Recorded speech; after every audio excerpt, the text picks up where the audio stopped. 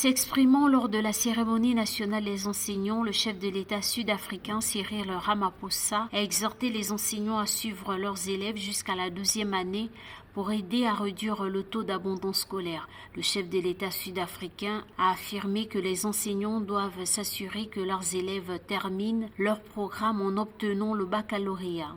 L'éducateur dévoué donne aux élèves son attention, ses conseils, ses encouragements et sa patience, a-t-il déclaré.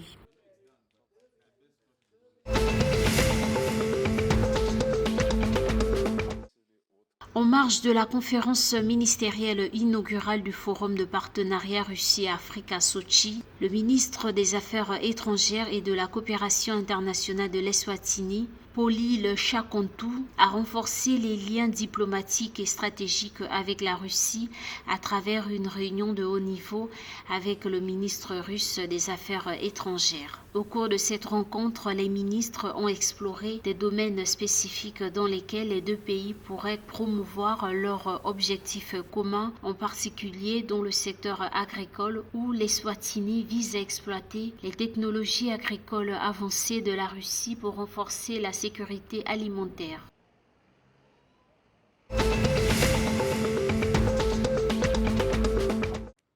Selon le gouverneur de la Banque des réserves du Zimbabwe, John Mushiavanu, les réserves de devises étrangères du Zimbabwe ont augmenté à 509 millions de dollars. Les entreprises liquidant leur position en devises étrangères, créant une demande pour l'unité locale, a déclaré le journal d'État Sunday Mail. Le renforcement de la monnaie locale, connue sous le nom du Zing, est également dû à la hausse des taux d'intérêt de référence de la Banque centrale en septembre 2024 de 20% à 35%, a déclaré Mushiavanu.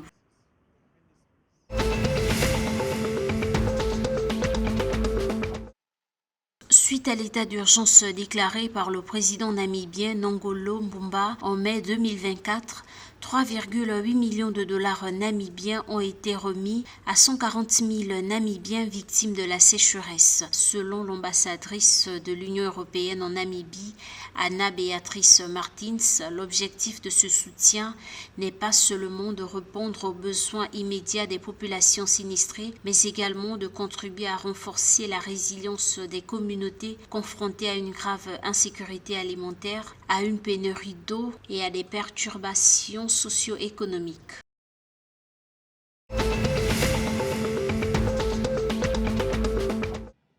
Luanda City s'est imposé dimanche 10 novembre 2024 2-0 face à Kabuskop de Palenka lors de la 9e journée du championnat national de football de l'Angola. Cette victoire est due grâce à un doublé d'Anderson à la 29e et 50e minute de jeu. Grâce à ce succès, Luanda City compte 7 points et monte à la 12e place du championnat. Kabuskop de Palenkas, quant à lui, reste à la 14e place avec 6 points.